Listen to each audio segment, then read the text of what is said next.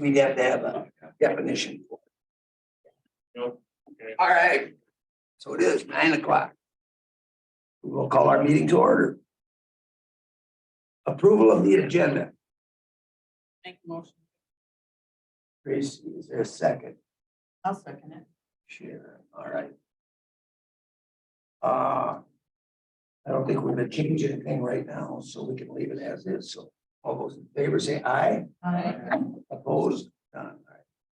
The minutes from our last meeting, November 2nd. Make a motion to approve the minutes. Okay. Seconded by Brad.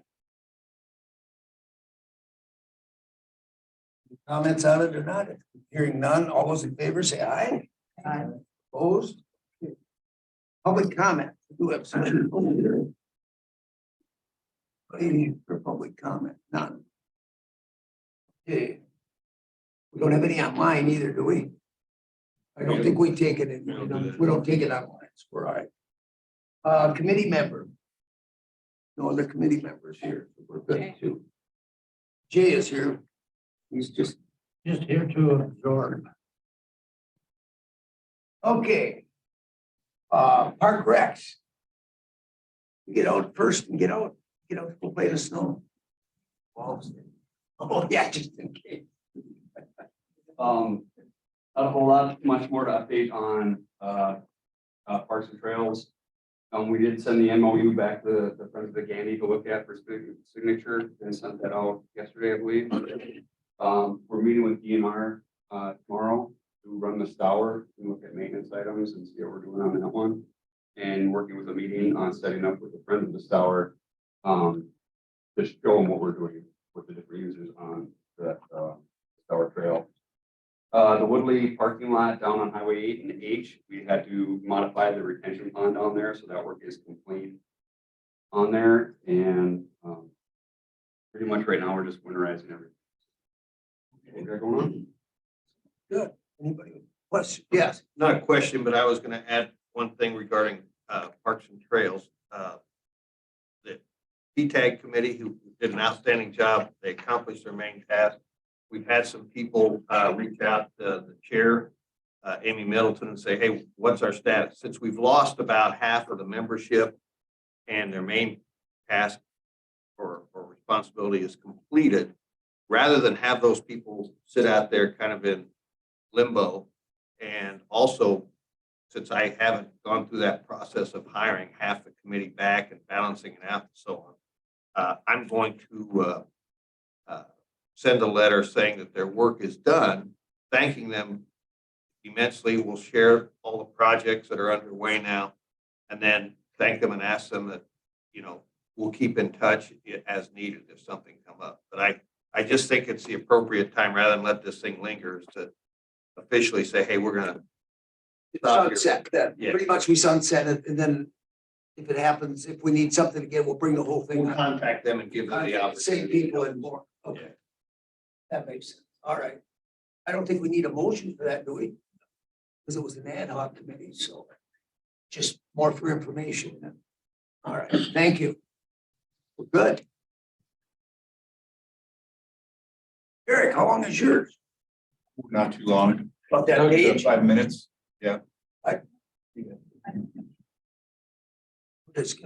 There he is, number 7. Oh, Okay, I can be. I asked you to be on here, then I skipped you. Yeah, thank you. That was. Thank you, Mr. Chairman. Okay, no, I represent the Polk County on NORTAC as the Northern Regional Trail Advisory Committee. It's made up of 10 counties: Douglas, Bayfield, Ashland, Chippewa, Sawyer, Washburn, Burnett, Polk, Barron, and Rusk. Okay, our last meeting was held the 27th of October. All but Ashland and Rusk counties were present. That was good. Dan Cole, who's the past chairman of NORTAC, is also a member of the Governor's ORV Council. So he was able to give us a pretty comprehensive report on the funding meeting that the ORV Council held at the end of August. Pretty interesting status of trails and projects and that type of thing. Sue Smedegard from the Association of Wisconsin Snowmobile Clubs and Burnett County is also on the Governor's Snowmobile Recreation Council. So at the same time, we were able to get an update on the recent funding meeting that the Snowmobile Recreation Council held, and some of the status on trail projects throughout the state. And updates on trail projects were presented by each of the counties that were present.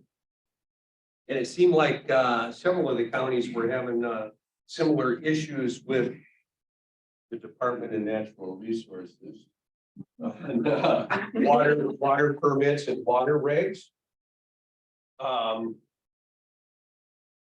One of the people who attended the meeting was Dan Yankoviak from the DNR. I think some of you are familiar with Dan.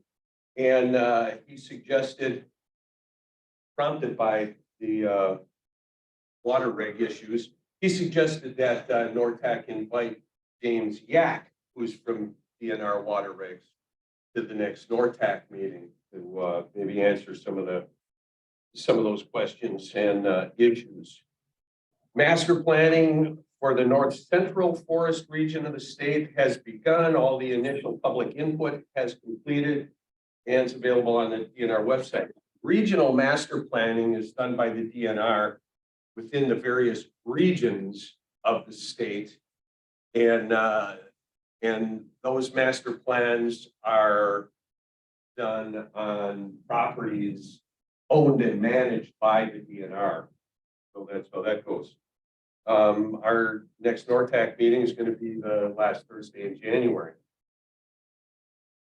So I think the organization, and maybe I've said this before, but the organization for several years was kind of just floundering, but in the last couple of years, it's become much more focused. We went through a strategic planning process last year, and I think I talked about that previously. So NORTAC is definitely got some direction, and I think we're going to be doing some good things there. That'll be good for Polk County, of course. Thank you. Any question? All right, thank you. You bet.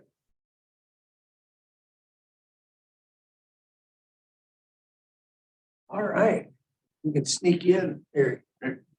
Do it in 6. Good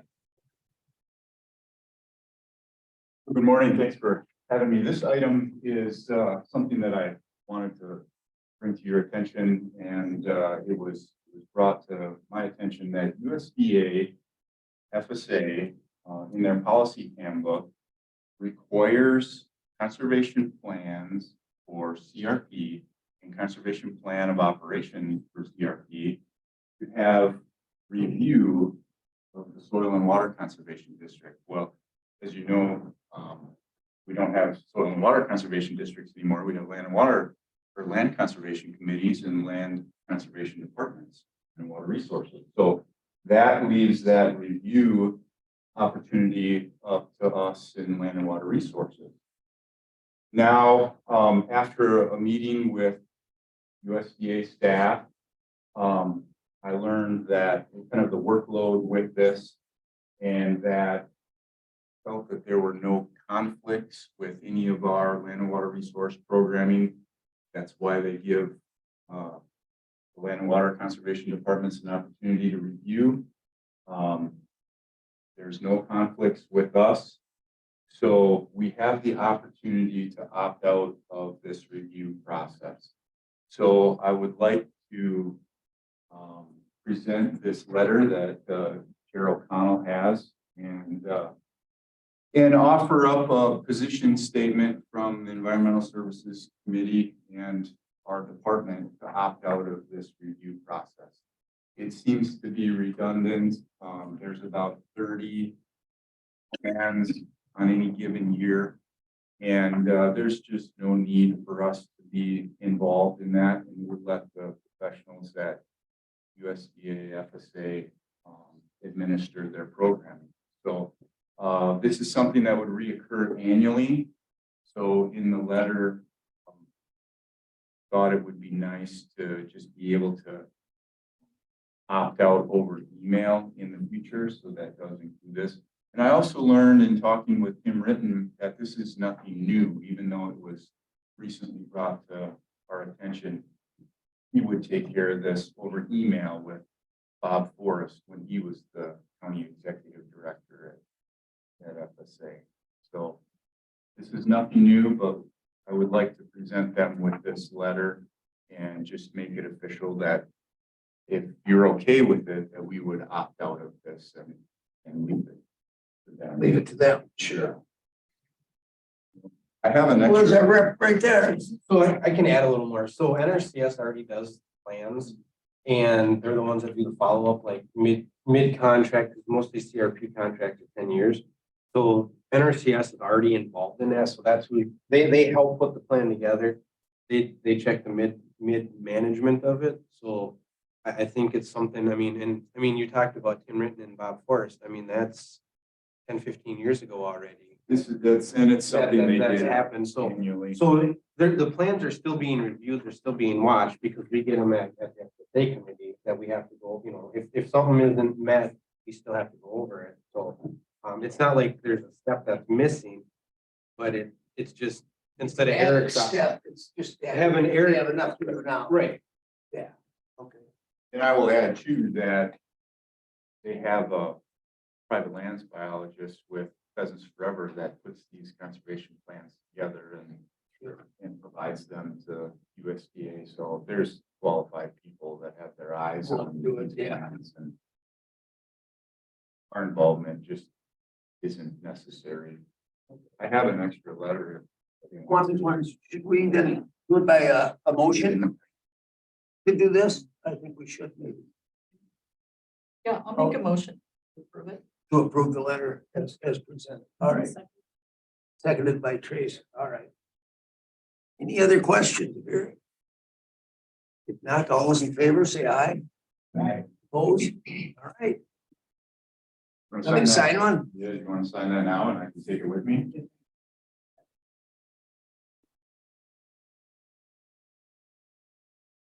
Thank you very much. Yep.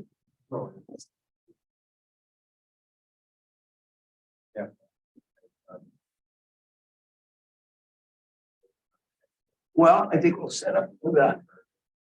Make sure they have their maps and stuff ready for you.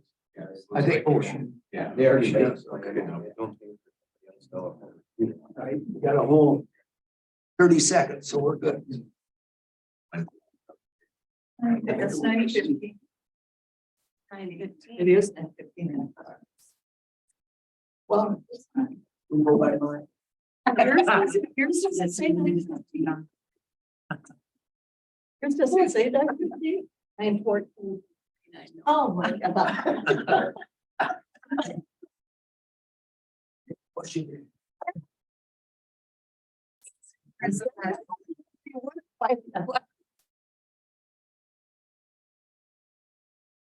All right. It's 9:50. We'll open up the public hearing. You want to read it out then for us, Jacob? All right, well, I'm here to present on the rezone request for Chris and Shay Wojowitz or Wojtowicz. The county did provide a class 2 notification. You're gonna read that notice. Chris and Shay Wojtowicz request a rezone from residential agricultural 5 to agricultural 10 for a parcel located at 2896 90th Street in section 10, town 36 north, range 16 west, town of Bone Lake, parcel number 012-00185-0000, 40 acres.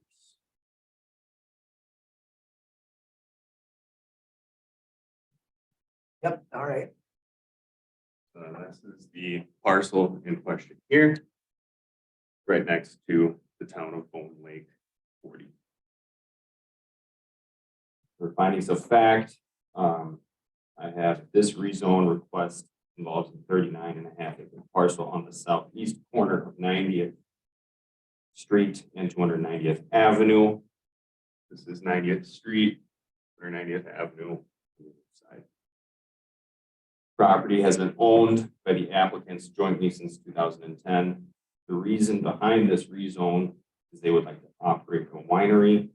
A winery is a conditional use under the Ag 10 classification. The town approved the rezone request at their October 13th, 2022 town board meeting. The town approved the liquor license for Autumn Creek Winery on May 19th, 2022. Parcel has a driveway off of 90th Street here. There is Would a, ya? yeah. So, just go back a little bit here. So exhibit 1 is gonna be the map? Or how do we have a number?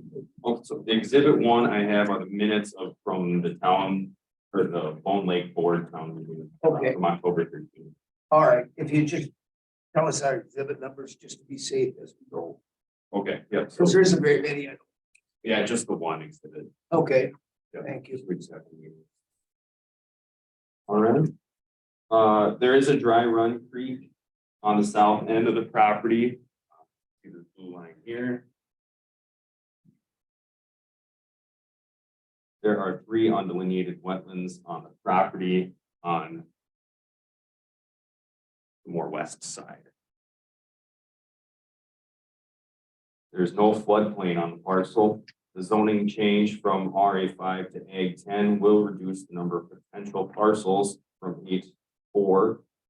This parcel is half open and half wooded. There are 2 dwellings on the property with 2 separate septic systems, a 3,000-gallon holding tank on the west side of the mobile home, and a conventional system to the south of the other house.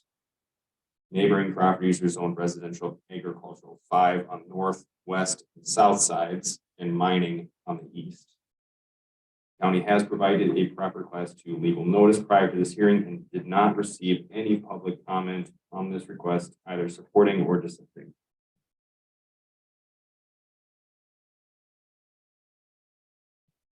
I'll read the conclusions.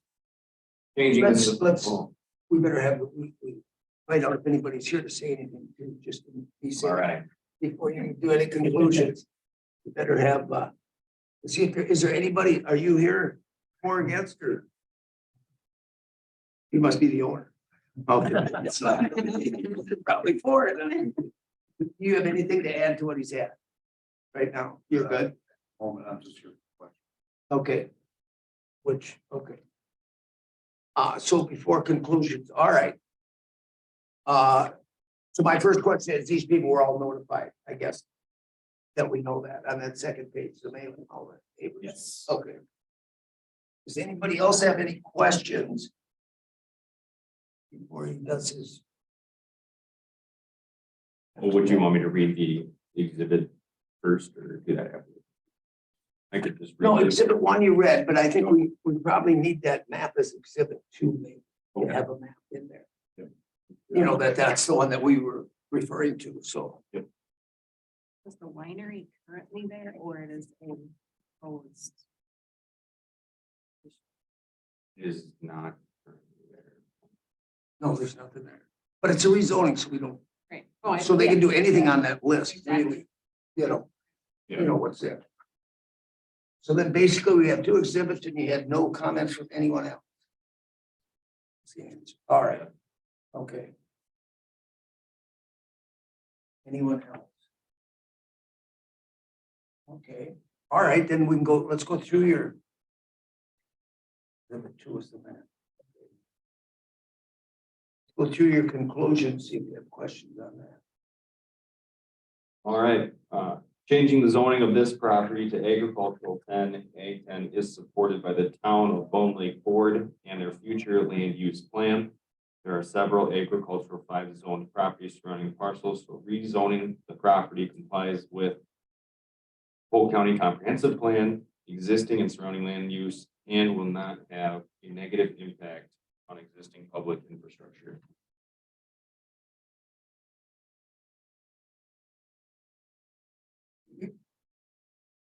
Anyone else? Any questions? So the conclusion are too, that it's not impeding on the wetlands, the dry runs, so we're safe there. Okay.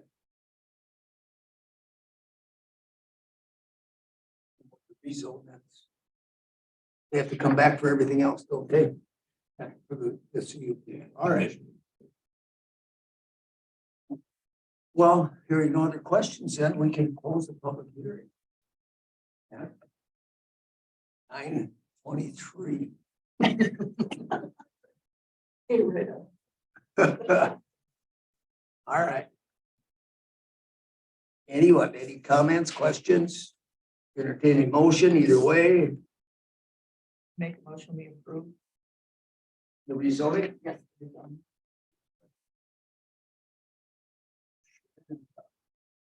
Other questions or anything? Hearing none, then all those in favor say aye. Aye. Opposed? All right, that moves forward. Thank you. You. Okay. Yep, Conditional use permit application with you can leave that with zoning you. and they will get a hold of you or whatever, or Jacob. I think that, don't you? Yeah. Okay, thank you. The diagram per square. You don't see that.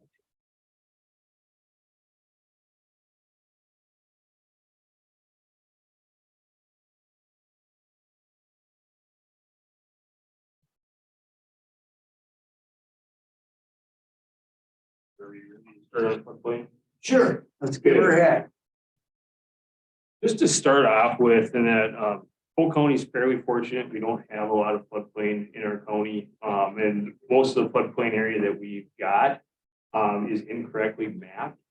Because our latest update to our floodplain panels, and that is what they actually call them, was in 2011. Those were paper copies of the maps.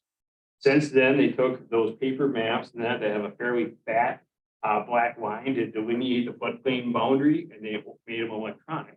And when they did that, they've incorporated a lot of land and that might be even 20 feet above the water as floodplain. Obviously, and that's probably not going to flood in Polk County.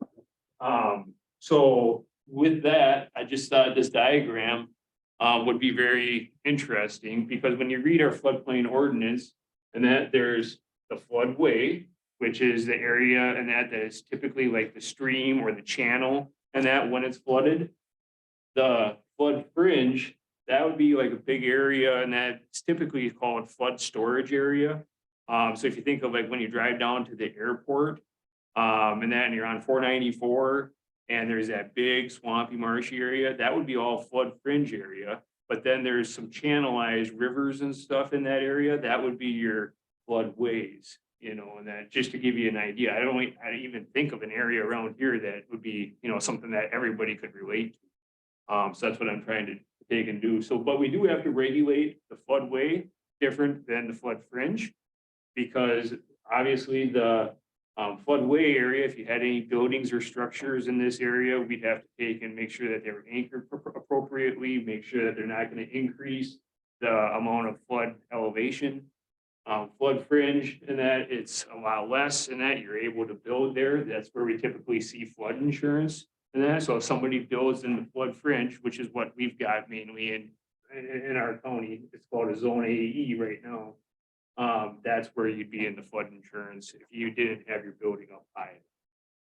So with this, like I said, I mentioned that all of our floodplain in Polk County right now is called a zone AE, and these are all FEMA designations. And the zone AE that we've got, and that will be broken down into several new districts, they call them. And so if you read the proposed text that we've got, there's a lot of red text there that talks about like a zone A1 through 30 and a zone AH. And currently we don't have any of that.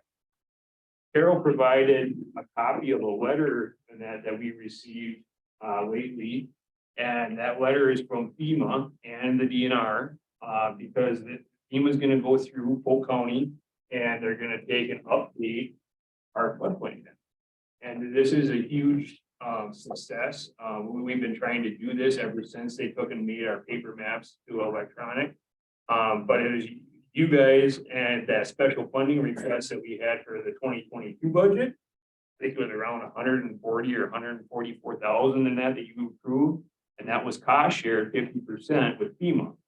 And so you guys approved that to get the better LiDAR data. And that new LiDAR data, if you read on the back, they're gonna be using that LiDAR data to create accurate maps. And those will be within a tenth of a foot. And so those will be really, really accurate. So, so in other words, your $140,000 approval, and that has got some traction going. So, very good, very successful. So with that, we can jump into some of the ordinance. So the DNR puts out a model ordinance for floodplain. In the past, Polk County has adopted the model ordinance basically verbatim. And in 2019, there was an Act 175 that went through, and currently our ordinance limits those buildings that are in the floodway and that about their level of approval, and that, or then that to be able to be repaired, replaced, rebuilt 50%. Well, in the past, that's the way all of our zoning was too, in our comprehensive district, our shoreline areas, everything that was a non-conforming structure, you could only repair 50% of the assessed value for it. Act 175 gives a local community, is how we're called as a county in FEMA's eyes, and that the ability to remove that 50% rule. And if we want to remove that, then somebody could completely rebuild in that their place. And so I proposed it in the floodplain ordinance to remove that rule, because 50% rules have kind of been used in the past.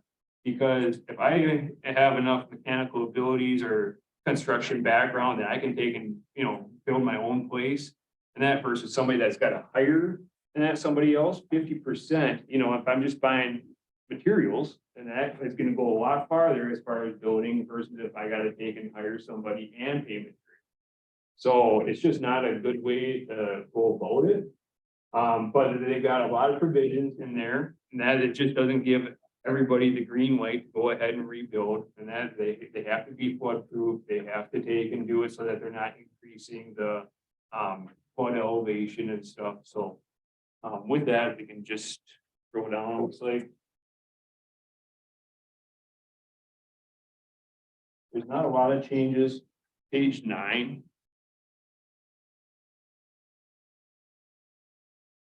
Oh, yeah, so I just had to take and correct that to match the model. Brian Cunningham is our DNR floodplain rep. And I thought Brian would be the one to take and review our ordinance. And I talked to Brian and I'm wrong. And that they've got a new couple people in that DNR that are working with FEMA staff. And so this ordinance does require DNR review, and it sounds like they're working with FEMA. So he took and he wanted to make sure that I added in their community, and then down a little bit more clear.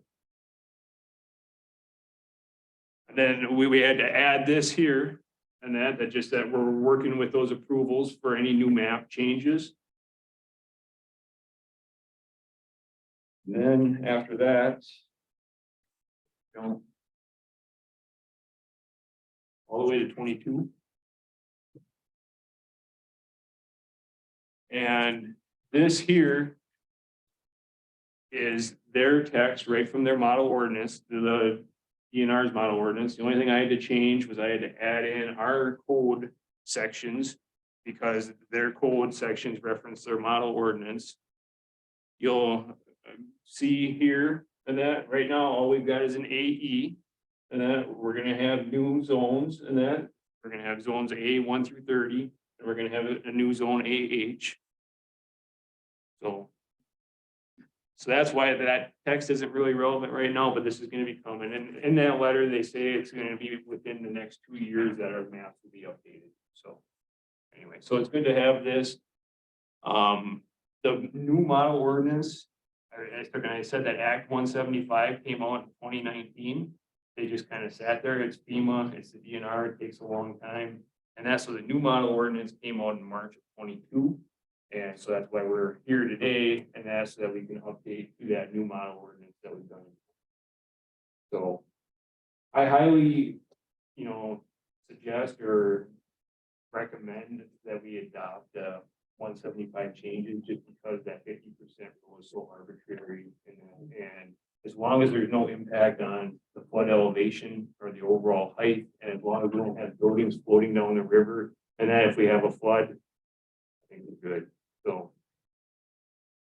so with that, if you guys are okay with the changes, we need to submit this to the DNR.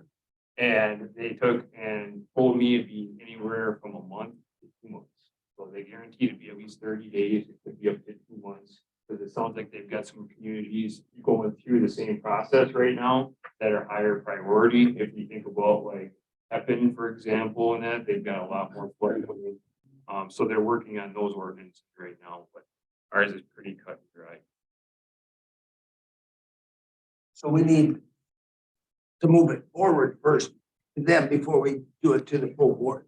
And it would come back from the full board. Or do we Yep, and that's so we need to take and move this to them to see if they have any changes and then move the move final? it forward and that to them. And then once they get back to us with any changes, and I think we're gonna be fine, but there might be some minor stuff.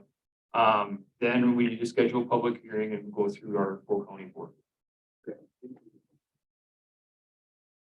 All right. All I'm looking for, I guess, today is just you guys' consensus to say, yeah, go ahead and submit it to the DNR and FEMA to start that process so that we get our spot in line, if you will, to start that 1 month or 2 month review. So. Okay. Well, I think we can do that by just consensus. Yeah. I don't think we need. a No motion motion. for that. No, that we just move this on so that we are, and that's, we're in our kind of rewrite session anyway. This would be a good one to get rid of. Right, I just want to make sure that we're, on task with our work plan and stuff, so that this is one of them, and so we'll do So that. this one might be January, February, when it comes back. Right. For the public hearing. Right. So we just keep that kind of on our burners then. Yep. Hopefully, we're gonna have some other ordinances that we can do at the same time, so. Sure, at the same public hearing. Yep. Okay. Eric, can you pull up the votes?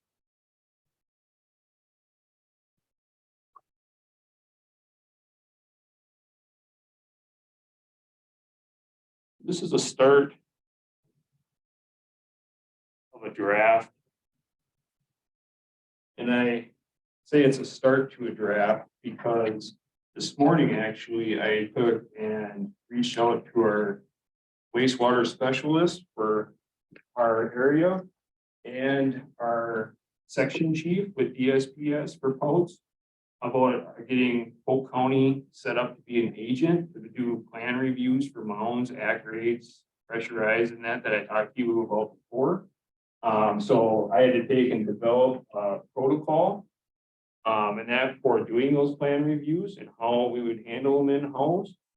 We also had to develop a process to be able to track them and maintain them. And so basically provided that, outlined it. I sent it off to them this morning and that because I want their input before I submit it to DSPS. And then I'll submit it to them, and hopefully at that point, I'll have a few more provisions to add to their ordinance about being an agent status, but I want to wait to do that until we're sure that we're going to be approved. So that's where that's at. But when going through this ordinance, there's a few provisions that were missed, I guess, when we drafted this. This was last updated in 2017. That's when we did the post the last time. So since then, we've also went to the Ascent program, which requires the online maintenance reporting and stuff. So there's a few changes in here for that as well.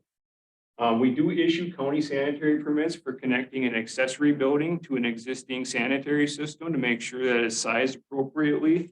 That kind of links in with like our bunk houses too, and that to make sure that we've got a sewer system size large enough to take and handle the house and the accessory building or the bunk house that they're hooking up to it. So I just wanted to clarify that. you guys established some new fees for 2023. They're in regards to permit renewals, permit transfers, and permit revisions. So I took and had to define a little bit better, I thought, on what a transfer is between plumbers. We've got it in the ordinance about transfer between property owners, so that's already covered later on, but we needed to take and really point out that it is a fee that it's gonna apply to plumber to plumber. Plan revision, since we're charging a fee now, I wanted to take and make sure that we had something in there that really defined what is a revision. So if he adds from 22 infiltrator chambers that are in the drain field to 23, is that a revision? And that we would say no.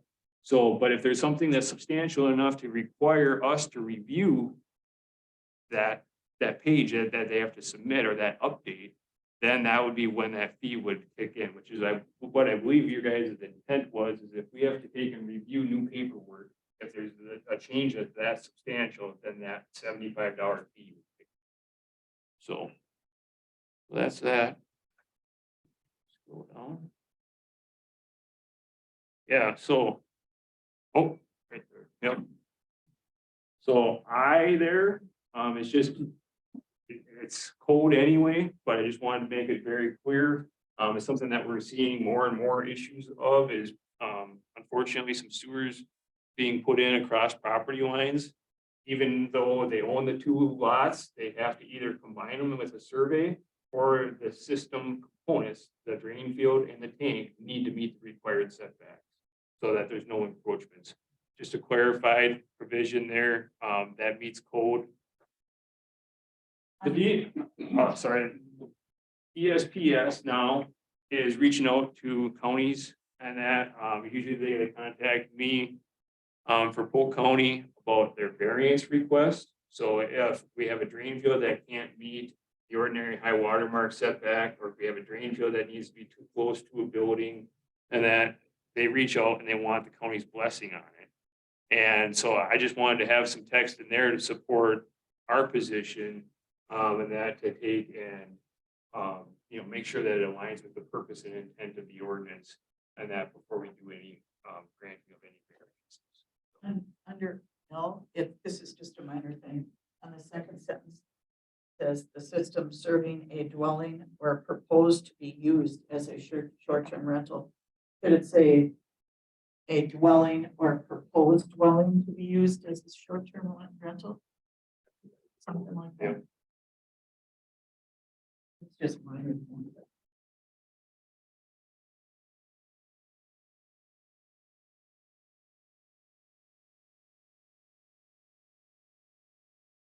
Jason? Yep.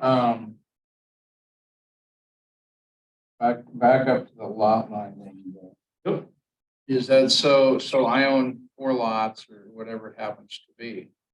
I gotta be within the lot there. Is that a county rule or is that a state rule? Thing is though, I guess my issue is that I own it all.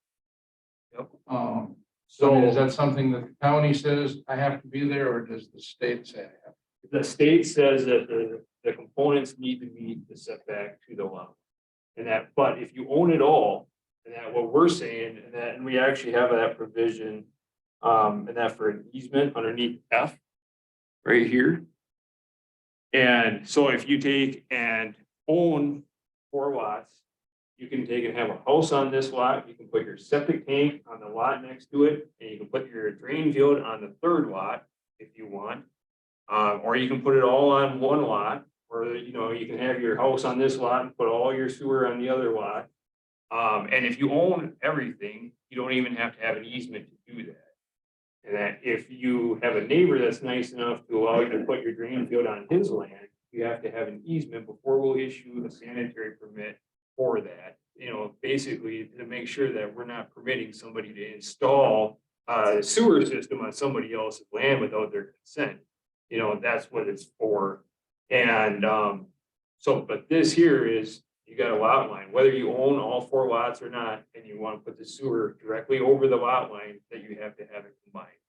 Can I give myself an easement? If the neighbor can give me an easement, why can't I give myself an easement? And that, well, so we assume that if you own all the land and you want to put it on your other parcel, that you're gonna be smart enough to give yourself an easement before you sell that land or lose the ability to grant that easement.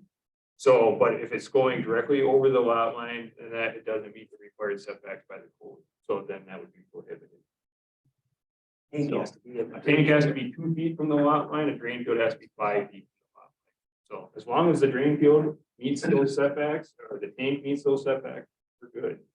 So, yep. But what's happened is somebody, a lot of them lots are called railroad lots, 50-footers. Well, I know, Okay, because you I know. know where it's happened several places. Yeah, It just- and all of a sudden it's a big It ends mess. up costing more to get it surveyed than, you know, I own it Yeah. all. I mean, I know people who own entire blocks.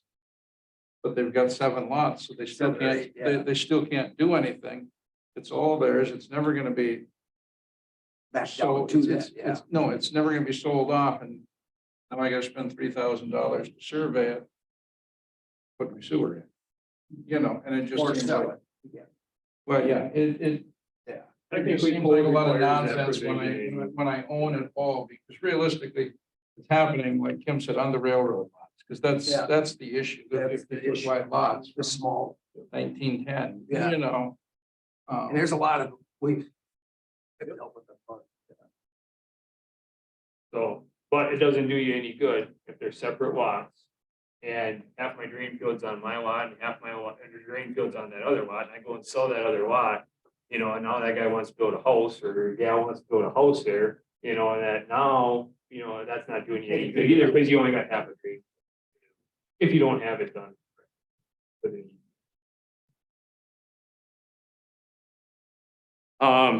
Okay, I'm kind of trying to get some clarity from the state on that. This is a big gray area that we get asked all the time is, so I've got my 3 borings. I got 1 boring here, 1 boring here, 1 boring here. I mean, and then normally you put your drain field right in between those borings. Okay, but maybe my cell's a little bit longer in that than my borings. And that, so if I'm 100 feet apart on my borings, maybe I have a cell that's 132 feet. Is that okay, or do I need another boring towards the end of that 132 feet? Just trying to create something here, and I'm sure DSPS is gonna have some feedback on this as far as what's acceptable in that within those borings. Because the system is supposed to be installed within the borings, but yet a lot of times in that soil test was done in 2003 when the economy was good. We've got it on file over there. That soil test is still good, but you go out there today, you have no idea and that where those borings were exactly. You know, so this is just kind of an idea is, you know, okay, if they're within 15 feet of where we think that boring is, they're good. If they're over that, then at that point, we would require another boring. And that's somewhat consistent. 15 feet is kind of the guideline, but it's an unwritten rule, if you will. So then we should leave it out. No. It's nice to have clarity in that when you're requiring, you know, especially a plumber in that doesn't have a CSD license or credential, and when they have to take and, you know, get a CSD to come back out to the site, and that there's extra money and that's involved in that. So it's just nice to have something concrete to fall back on, just instead of I think you should, or I told you you should, you know, nice to have something more concrete. Right.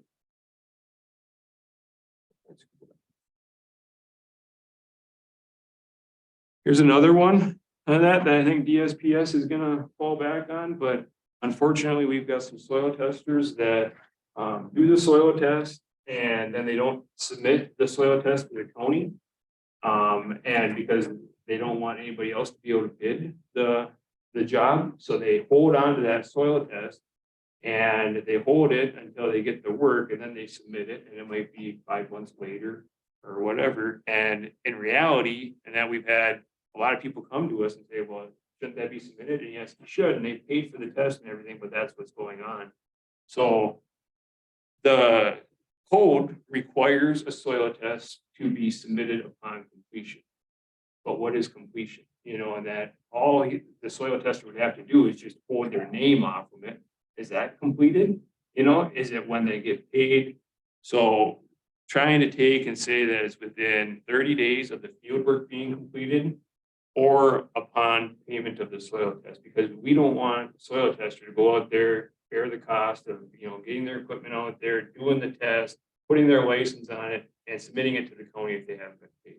So, but as soon as they've been paid and they've done that work, 30 days to complete that paperwork, and that should be reasonable. So and that's kind of the unspoken rules as well. So it's 30 days from when that work is done. And they're paid. So.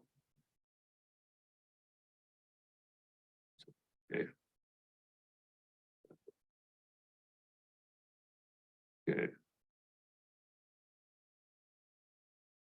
A here and that was just, and that for the renewal permit for that new fee that you guys put into play. Or county plan and that's if we get agent status, minor change. The cross out there is because, and that we do issue county sanitary permits for hooking up an accessory building, so that is incorrect. Change of plumbers, we just added that the transfer fee in there. And then the county plan rule. The substantial change for any changes with the plans that require plan pages to be submitted. Here's the transfer of the sanitary permit where we've got a clear in that amongst ownership that it transfers. But if there's any new fees or any new pages that need to be submitted, then we would charge that permit fee.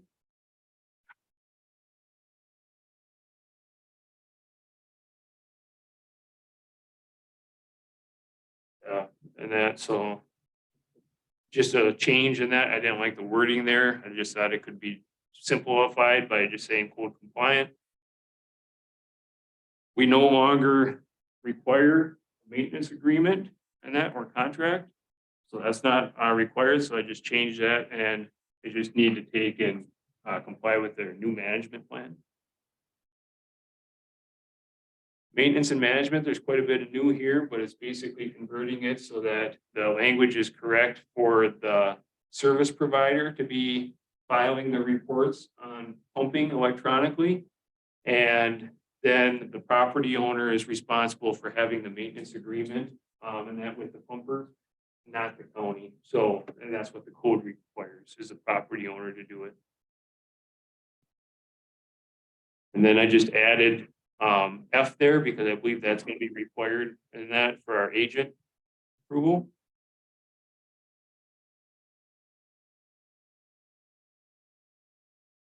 We'll just add management plan. Just again, because we have assent and that making that the host provider and that supplies the report. And I Do you just, ever get them, Jason, where they don't send the reports? I mean, like they come and pump and they don't send them. I mean, do they have a time frame? they've got 30 days as well. Yep. And, yep, so That's the DNR stuff. Yep. What's the it's DNR. it's supposed to be reported within 30 days of pumping. So, yep. And we've been very fortunate, and that our pumpers are pretty good.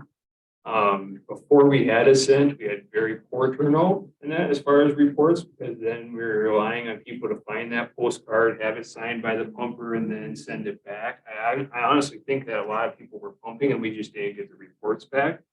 But now with the pumper having to file that report, we got 6,370 reports back in 2021. And we sent roughly about 5,000 to 6,000 cards and that out. So, but our holding tanks, of course, are being pumped more than once a year.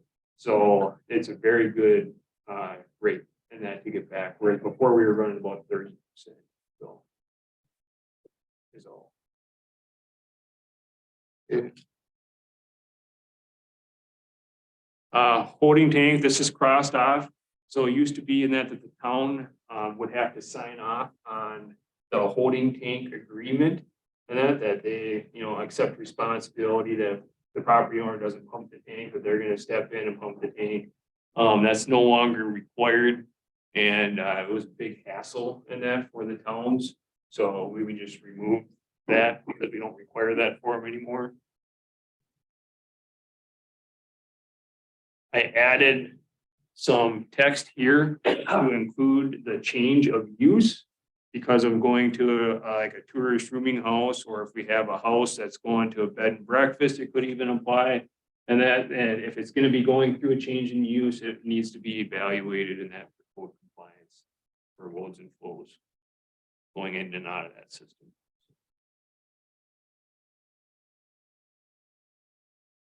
And this, I just clarified that right now, and that we asked that the plumber calls us before 10 o'clock on the day of the install.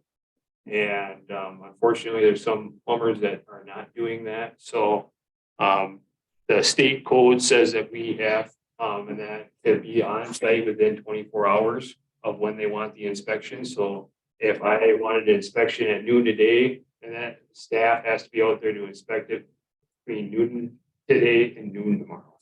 That's what code is and that. But what this is for is it's awful nice and that to have a 24-hour notice for it. They usually have to call, especially nowadays, and that at least 24 hours in advance to get their tank, so they know when the tank is going to be there. They know when they should be able to have that sewer ready for us to inspect. So I think that's just common courtesy to have it. We still, on that, will take them as they come, but I mean, technically our ordinance and that, then we could have. That's a training issue.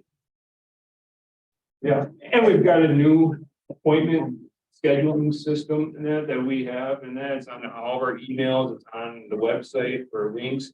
And that where somebody can take and go on, they can schedule their own sewer inspection that automatically. So I mean, it's not like they gotta call during office hours or anything anymore. And that everything can be done 8 o'clock at night. So there's really no reason why that 24-hour notice can't be met. That's good.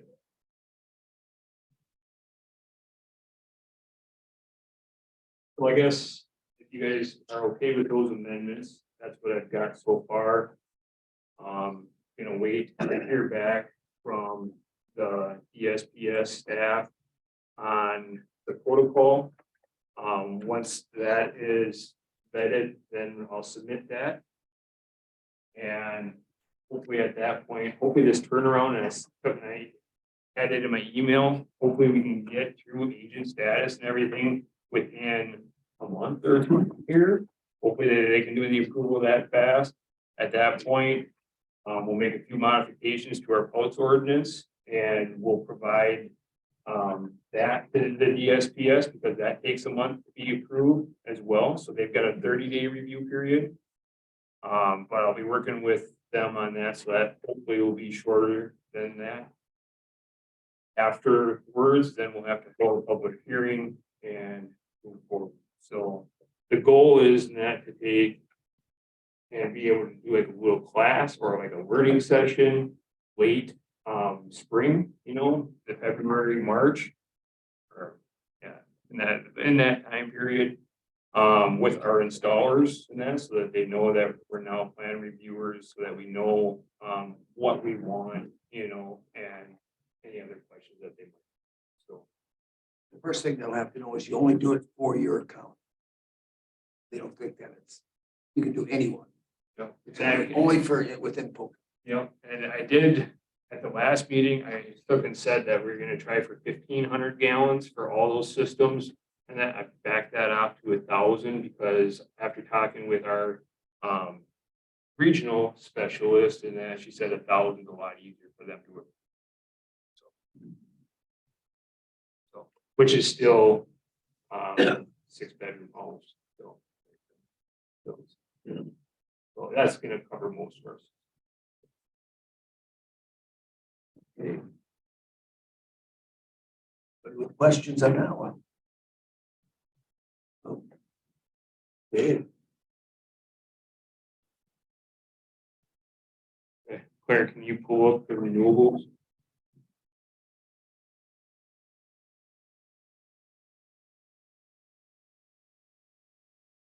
All right, so I'm gonna apologize in advance. This one's a mess. This is, yeah. But this one is a very, very rough draft. Kind of all I'm laying out is procedure or kind of like a layout for you guys to look at. There's a lot of text that has to go in here yet. A lot of revisions that need to be done, but basically, we're looking at taking our small wind energy system ordinance that we've got right now as a county, and converting that into the renewable energy ordinance for the We county. didn't get that. We didn't get that. We got Yeah. the Clark County. Yep, Yeah, we didn't have it. ready This one for the wasn't packet. ready. So we didn't have it. still not. Been kind of busy, but anyway, but the concept is what I want to kind of run by you, and so that you guys know that we are working on it. At the last meeting, you guys had given us the direction and that you'd like to have a standalone ordinance that would apply countywide. And that, so this would be not within the incorporated areas, but all the unincorporated areas that throughout the whole county. One example that I can think of, that, you know, I think really supports this concept is if you guys, remember the town of Forest. And that north of Emerald, they had that huge, wind farm, and that was proposed 5 years ago. The town, and that didn't have zoning, they were an unzoned town. But the county had that wind generation ordinance. And the town ended up hiring attorneys, of course, in that to fight and actually support the county's ordinance, but it was supported. They went all the way through the court system with that. So this is kind of a similar broad blanket approach. Basically, renewable energy in this ordinance would include solar fields. It would include big wind and small wind systems. So we can scroll down. You know, there's some standard terms that we needed to define: applicant, application, a collector, and that is used in the statute itself. That's what the statute calls solar panels, is like a collector surface, or a energy collector. So we have that. I actually haven't even got into this collector use period and that in the statute to when that applies. But it is defined right in the statute as 9 to 3. So that's not something that's just arbitrary. With the other subsections in this ordinance that we've got, I think it's going to be important to define commercial use versus private use, so that we don't treat private energy systems the same as a commercial system. And further down in that, a commercial system is going to require a conditional use versus a private system, and that is just going to be a permitted land use. So just got to define commission, committee, county, department. Go ahead, scroll down, Claire. Yep, blockage. Believe it or not, the statute does talk about blockage. So if you have an existing solar field and you don't like solar panels, and you own the 40 next to it, then you can't go and purposely plant really tall trees on the property line to block the solar from getting to that. Now, if you've got your 40 acres of woods and it's existing and the solar field comes next to you, and that, but you were there first and that, they can't require you to cut your trees. So. As I mentioned last time, I think it's also going to be important to define what a mid-scale is, what small scale is, and what large scale is. Large scale is going to be 100 megawatts or more. So that's going to be PSC commission, just like we did with Apple River Solar. Mid-scale energy, and that is something that we can regulate. So that's anywhere, you know, and that from that 30 to 100. And small scale, which can even be like a 10-acre field of solar panels, and that would still be small scale, is also something that we're able to enforce. So we've got them defined. Just had to change a little bit. Again, solar collector, solar energy system, define those. Those are right out of the statute. So go right down a little bit more. Okay, So these are just general provisions that I think would apply to any solar system or wind system. And basically, and that it's just talking about, if there's a change in ownership, that we're notified so that we can make sure that our financial assurance gets transferred. And that here's an emergency service and the interference in that. So if you've got a wind system in that, it's been proven, I guess, in that they can interfere with telecommunications. And so that has to be approved. So, and then those emergency plans, who's being notified? A lot of this we talked about with Apple River Solar. That's kind of where I've got a lot of these ideas from, was from that JDA that you guys did with them. Keep scrolling down. I'm going fast, and that I'll give you a copy in your packet, and that for your first meeting, and that if you want, and that, so then you have time to review it. Again, and that from that Apple River Solar about having the emergency personnel trained in the area on what to do, where the electrical or where the risks are. So that's A and B there again.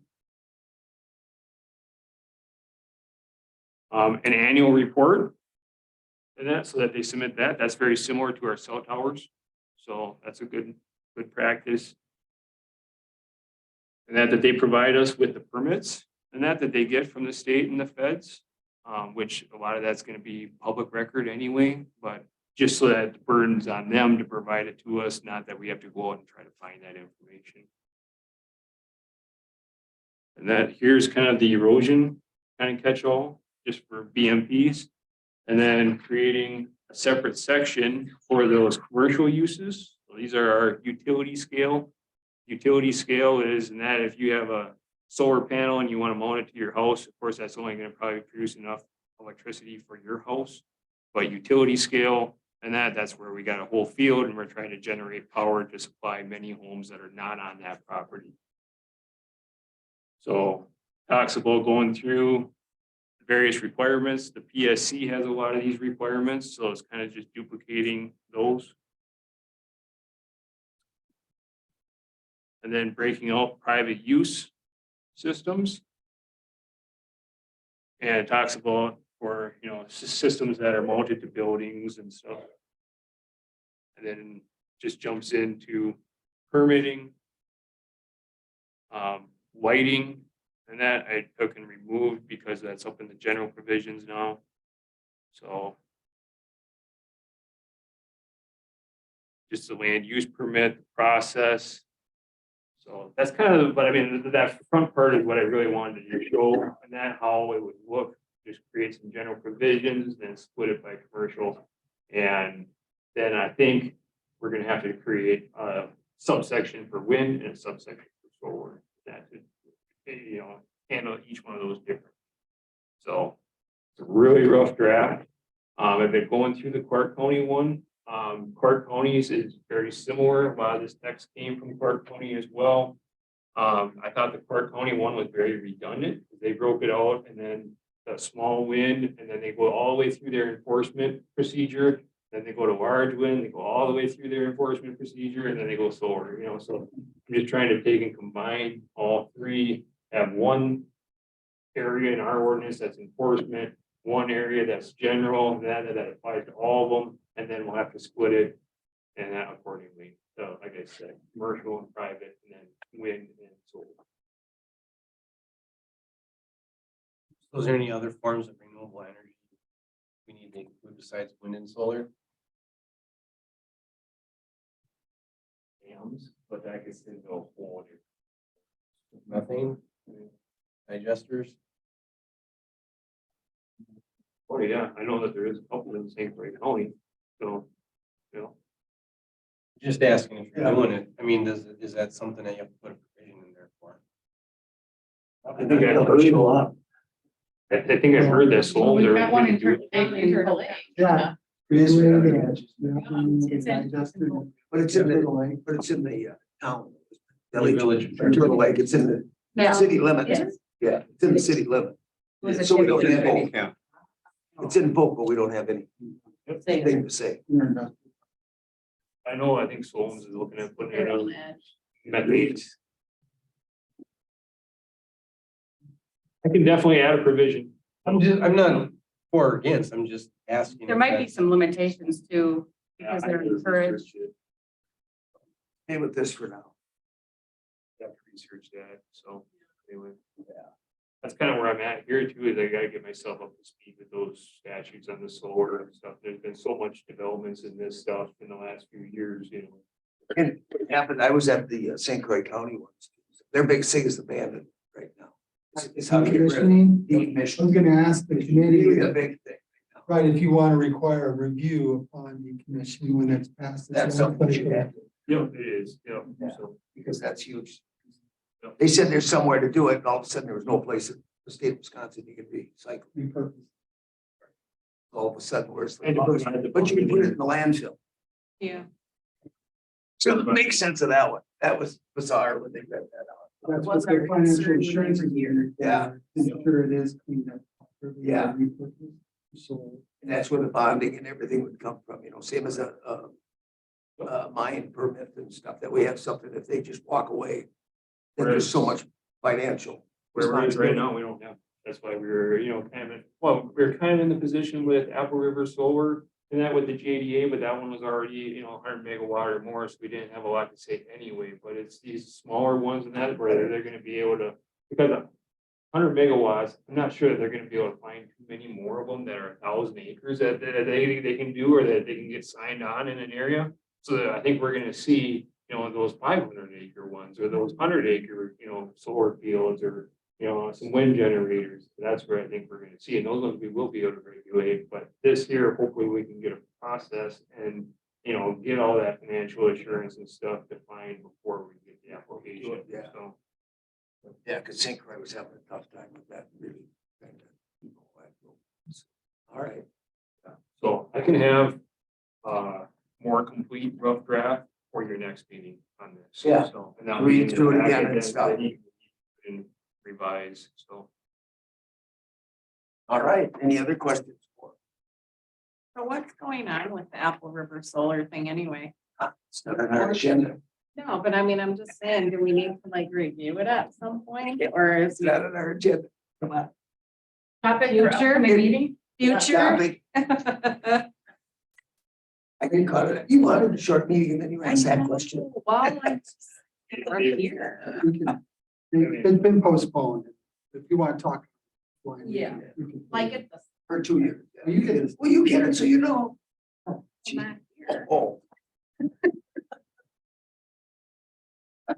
know the answer to the question you should ask. No, I don't read it all. You only ask questions you know the answer to. Yeah, that's what she said. Yeah. So I can't be wrong. All right. Okay, yeah. thanks, Jason. Number 10 already. Update, so the update is the big thing, it's gonna be gone. You could have Bob do it, you would be the bad guy.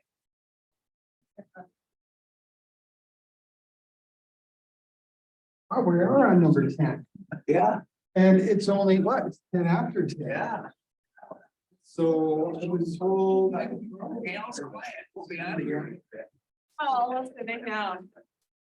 You're losing your audience, Bob. Yes, I am. I do know that for every minute we go beyond 2 hours, it impacts the reason.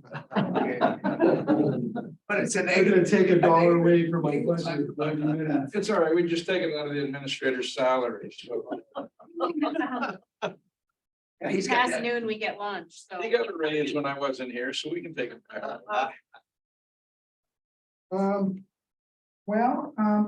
Before I jump into 10A, since it is an update of the Environmental Services Division, I want to introduce Nicole Schmidt. Nicole here. She will be after the end of the month. Carol's retiring. I'm sure you all got the invite. November 30th. Carol's last day. Thereafter, Carol's successor, there's Nicole. So Nicole's here. To shadow and learn how to take minutes. Shadow Carol as well. Welcome, Nicole. Also, what do you guys think about Jacob's performance with the rezone? Not green anymore, so. Which one next time? We'll have less. Let them take over the Blue Rock and see. Come on down. You can put earmuffs on them before you say that. Yeah. Glad to get it off.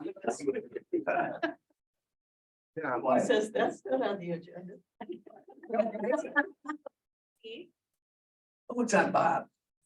It's always updates. That's the other thing, so.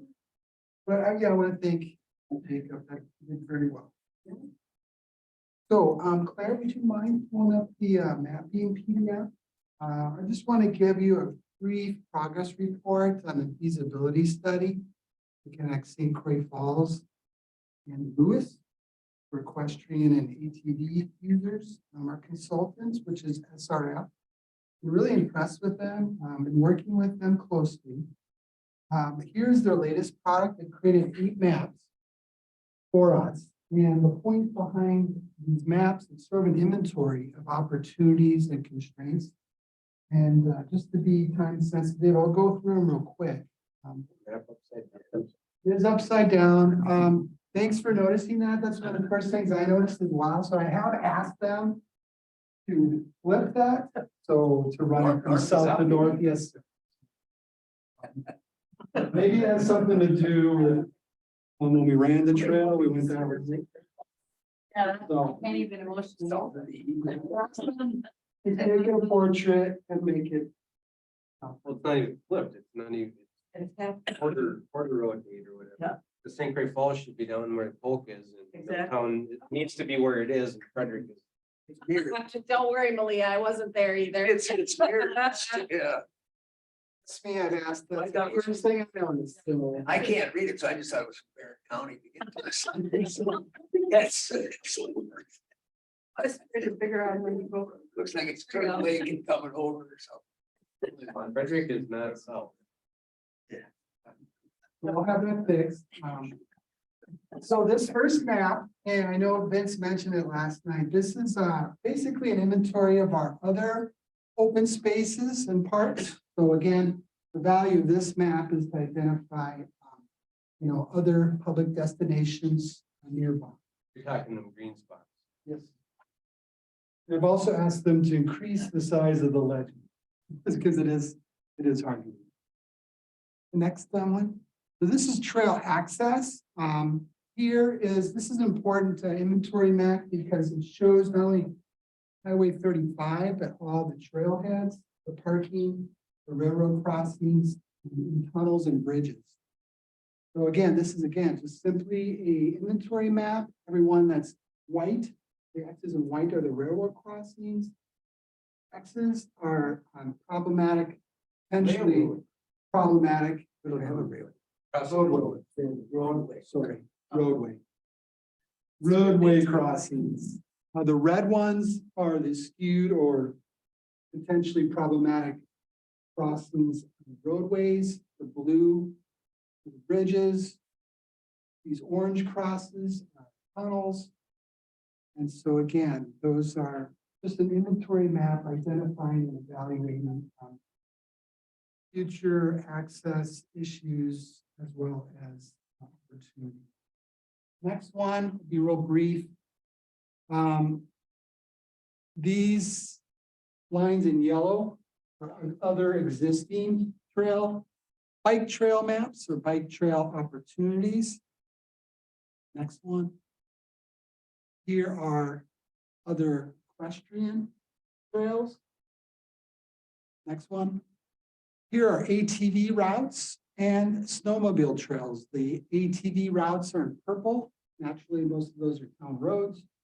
And then these orange lines are existing and subsidized through state snowmobile trails.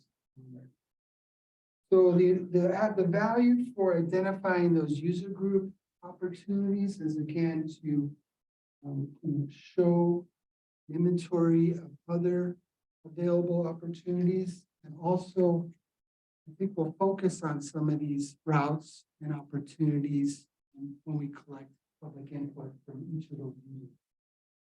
Next map, please. Here are our wetland conflicts. the value of this, it shows where wetlands exist on either one side or both sides of the trail, so we'll have to mitigate that. Luck, we're all. That's nothing. Yes, it is, yep. Yeah, it is totally fair. Yes, you are. We paid somebody to do all this stuff? Justin, well, No, no, first thing was that. but you're talking about the inventory and all of that, we didn't know where any of that stuff was. Did not know, but this is part of their scope of work to do an inventory of the. We did. Next one, this is probably the most value, which is our slopes. There's two maps. First one, this one shows where slopes are greater than 12% grade, either one or the other side of the trail. So this is all within the right of way. The next map basically shows the 12% grade on both sides. Or in other words, on the entire right of way, where there's both 12% grade on both sides of the trail. Somewhat deceiving because that's the same as a road. We could do that because the ditch is over that most of the time. Yeah, yeah. I know north of Frederick, even though it looks like it's east. It's quite steep. Oh, in different spots. And then, in the past, Jeremy Kozlowski, our forester, and if you remember that, he took the initiative to clear a lot of those trees in the right of way. I think got a little bit of negative feedback by it, but it was actually forward thinking in the event we are to add additional user groups to this trail, because if we do a parallel trail or do a combination, because when you have these large constraints, you're going to have to share trail bed. You really are. So there's going to be opportunities where there's going to have to be shared use on the trail. And so by Jeremy clearing that, we were able to see the future.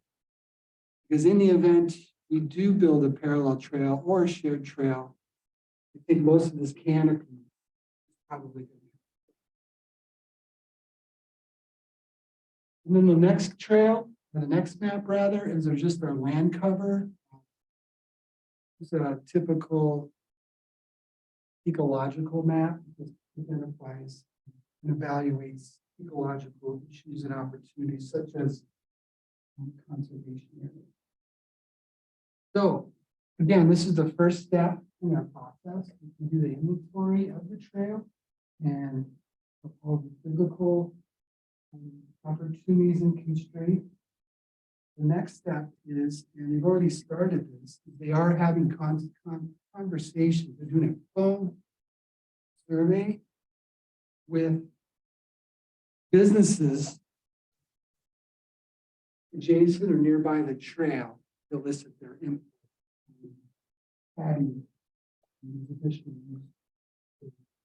I also know they've been having conversations with the Wisconsin State Trail Council, which we have had in the past, particularly when we were trying to identify, define trail standards. So it's interesting that they've taken that initiative and communicating with them.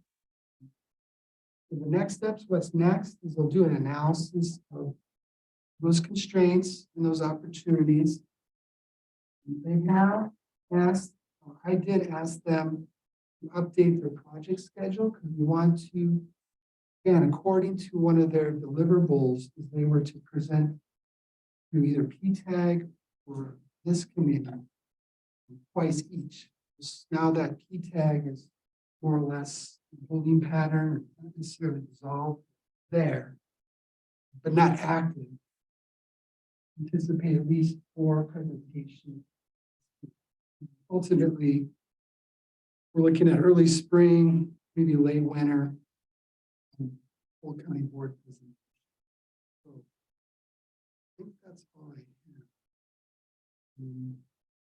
Oh no, we do plan on providing or putting that project schedule, the updated one, in the next ESE packet. And also, Working with Claire yesterday and the other day. I've been getting a lot of calls. This project, so there's stakeholders in the broader community that are aware of it. To be transparent, working with Claire, posting all of their products, consultants' products on website, actually their key tag. That's all I have. What's the cost of this? $80,000. 80,000.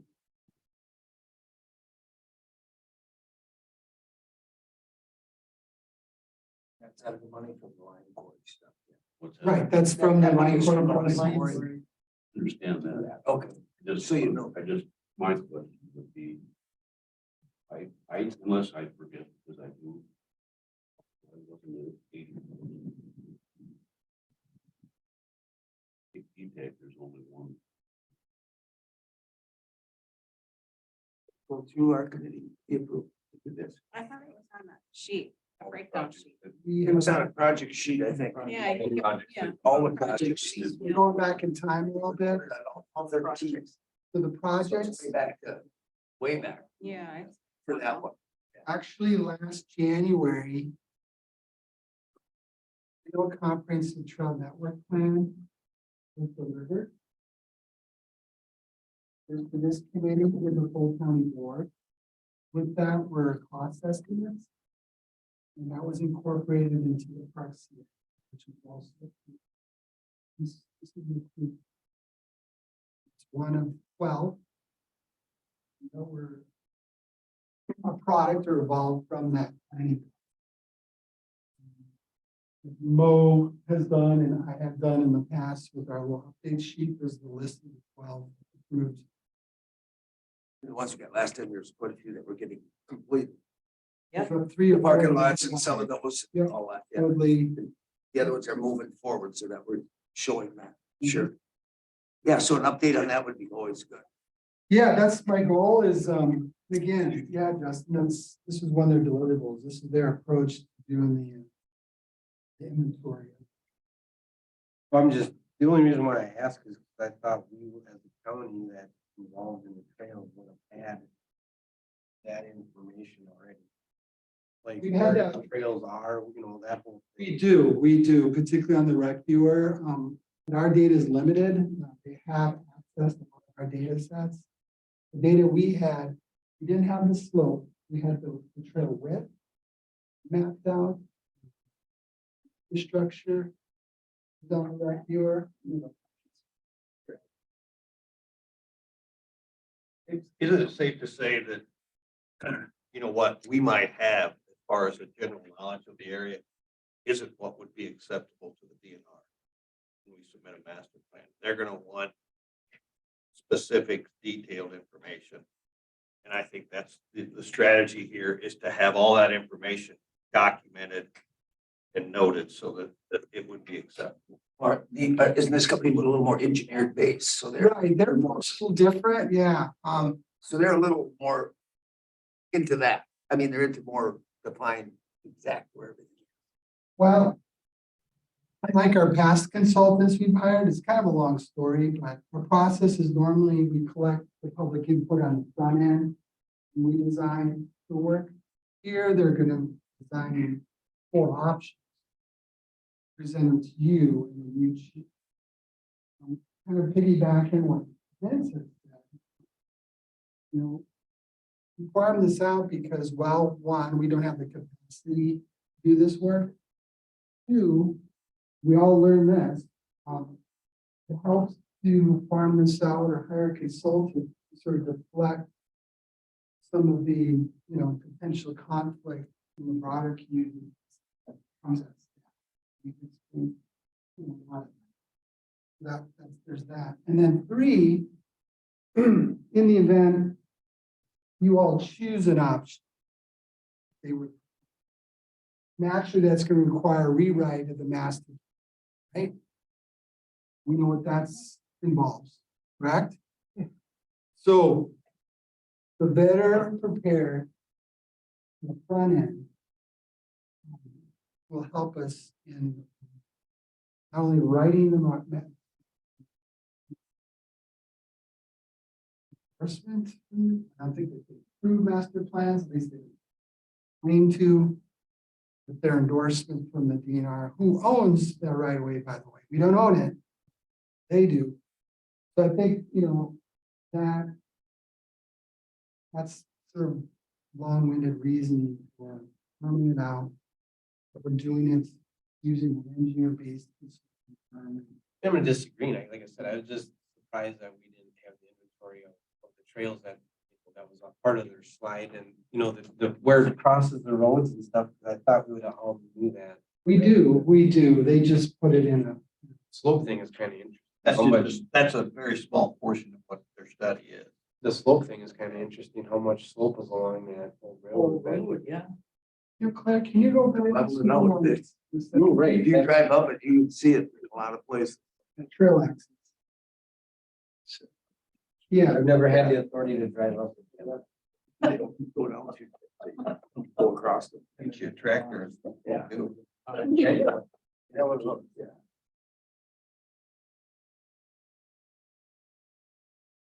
Side. this crossing. And this one, you all know where these are. We're either gonna have to reroute the trail. If you take down a stand of trees, you all know the one outside of Century around the curve. You're gonna have to reroute that trail more of a perpendicular. It's a problematic intersection. And if you look to, that would be the southwest, stand of trees is gonna have to come just for use. We all know about this intersection. Inside of Milton. That might require a bridge. Well, it's a problematic intersection. The grade, well, one thing we learned when we did the stakeholder workshops last summer, when we developed the comprehensive trail network plan, is the horses prefer to be off the trail. They like a little relief in the shoulder. So maybe there's some opportunity for the equestrians to stay off a little bit. Again, that grade piece is really important, particularly outside of luck and how to mitigate that. Probably going to have a shared trail. So we're talking about a buffer in the center to keep it safe. Or we're running them down right away at 2035. Or we're punching a full parallel trail using a combination of private easements. I don't know, it's a complex assignment. It depends on the priority, the goal to just provide opportunities for all, or is the goal to be safe, yet provide opportunities for all. I'm sure you can imagine it's going to be expensive. Either of the four options. Again, like I tell the folks that call me that are worked out, it's just a feasibility study. It's there for you all to make it. As long as you're talking about the Gandy, just a quick update. Earlier on this year, a vehicle hit the bridge on that crosses 70th there, so it's restricted now. They've damaged the first 3 I-beams, so the groomers can't go across that bridge. Subsequently, I just got a call that a box truck has just now hit that same bridge. Oh. So, next meeting, I'll give you an update on the status of that bridge. On if it's got sustained further damage on it or it's just cosmetic. Just an update is news flashes. Two insurance companies to pay for it, right? So you Correct. have a new one out pretty soon. Look at it that way. That's the uninsured motorist part. Leave the one stuck there to hold it up. Oh, Another important value of these maps is for public input. When we sit down with each of the user groups, we'll look at their existing trails. If there's a need to make those connections, or can we reroute them? think there's a lot of value to this inventory. Yeah, I think we have the expertise to do the work, but this was again one of the deliverables, and We should ask. Is there any destination playground spots on this?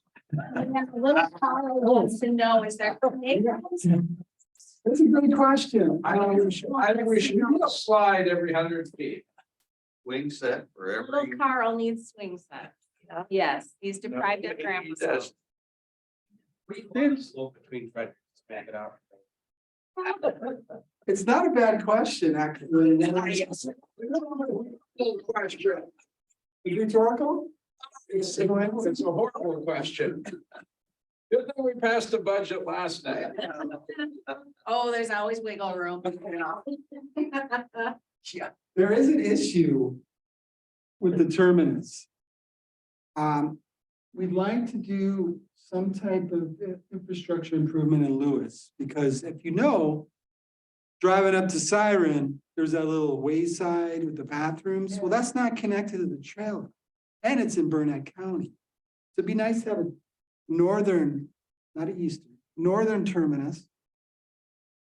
Similar to St. Croix Falls for this project. So we're looking for some public land in Lewis there that. So Bob, what is it? It's called the Sundown Saloon. Yeah. So there's some public land right there. Look at the town shop is right there. Two right next to the Yes, we'll talk after the meeting. We've got land we could sell the county. At the county. It's cheap. That's cheap. Let me know. Town shop is right. It's, So what are we looking, put a daycare up so they can drop kids off and go back? With the playground stuff. yeah, we reached out to Burnett, they're not really receptive to opening up their portion of the Gandy. There's the Gandy Dancer Trail Commission, that's 4 counties, 22 states. Gotta work through that. But our focus is just permanent. Polk County. We just wanna Get something, yeah, all right. Okay, next agenda. oh no, do we need the closed session? Melina, or not? I mean, not necessarily. Obviously, there's no update on the Stour.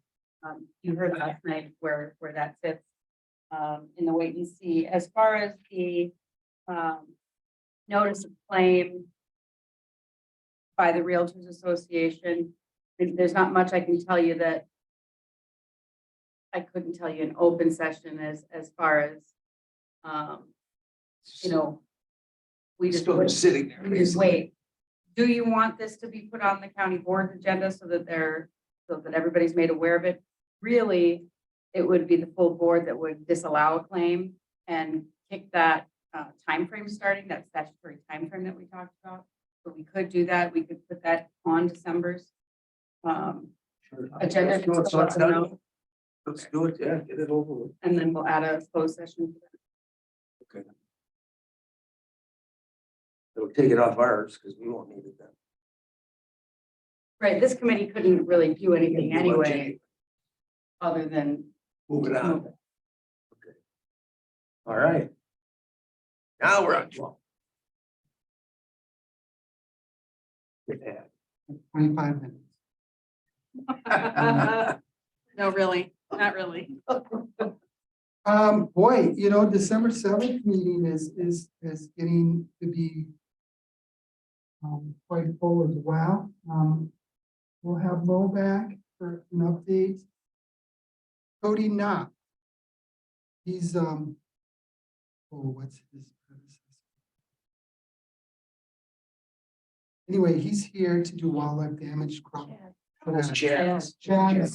The new Chad. I think he was introduced. Yeah. Cody Knopp. Yep. He'll be here to discuss and ask you to consider wildlife damage crop prices. That's always good value. Brad and Justin are here for that. Zoning, we have to do the public hearing from the work from the last meeting, which is the stormwater erosion control ordinance.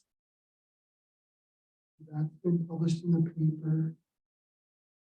As well as looking at our work plan, we're going to look at Act 200 and Act 150. 105 rather, that's fences, and Act 200 is the green corridor. The ordinance amendment season, so that continues. We learned today that the Polks and the floodplain, we're looking at either the second meeting in December or in January because of the state Public hearings review. together. Yeah. DNR. Also, Land and Water wants to do their annual stewardship recognition presentation, so that is on the agenda for December 7th. We could start looking at the 2023 work plan as well. So That'll be busy enough. right, yeah. That's what we have. Again, just to recap, Mo's update on parks and trails, wildlife damage, crop prices, setting those, the public hearing for the amendments you made to the stormwater erosion control ordinance, Act 200, Act 150. There's rooming house. We're gonna kind of punt on that since we're gonna push that, yeah, even though it's on the work plan, I think I'm gonna put that, push that whole forward. But the renewable. That's It sounds like you got quite a bit, yeah. enough, yeah. So- That Need to have a public That'll be on the second. Stormwater erosion control. That is up for debate. I know some folks don't think we do because it was just What's that? housekeeping, the work we did last time on the stormwater erosion Oh. control. It's kind of my call. I put it on there because when in doubt, have a Okay. public hearing. If the work's all done, the resolution's signed. We were actually, it was in the queue to be on last night's agenda, but I thought, well, we didn't have a public hearing. Sure, it's so. It's just a sort of procedural thing. There's no not opposed to it. We noticed That we it, know of, so it's already yeah. public, so it will be. Sure.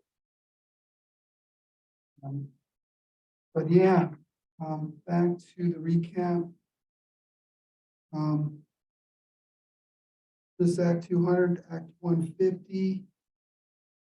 Oh, I forgot something, the extending the ATV, UTV season on county forest. That shouldn't take too long. So Oh, that, okay. I'll add Brent to that. So we're looking at basically 4 ordinances. Again, the stewardship program presentation. Conference and trail network plan update. And then, yeah, if you guys want to start looking at 2023 work plan. And so Chairman O'Connell, that's kind of about. Yeah, that's gonna be pretty full.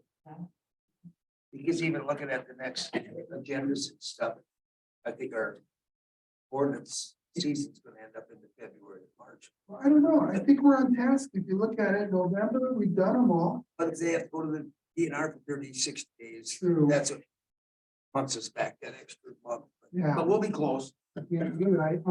you know, I mean, we'll be still be off Right, close. the community work will be kind of. Pretty much done, then we Yeah. might, yeah. Yeah, so it'll be ready for the work season in the spring. Okay. So some of this is just gonna come back anyway. Yeah. From last year's. But we're doing pretty good, I think, you know, on task with the Yeah. work plan. Oh, Yeah, we are. Okay. All right. Make a motion to adjourn. Well, second. No, you didn't get this. No, I didn't. It's a favor, say aye.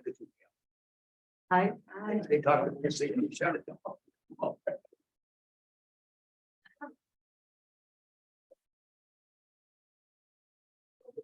It's been.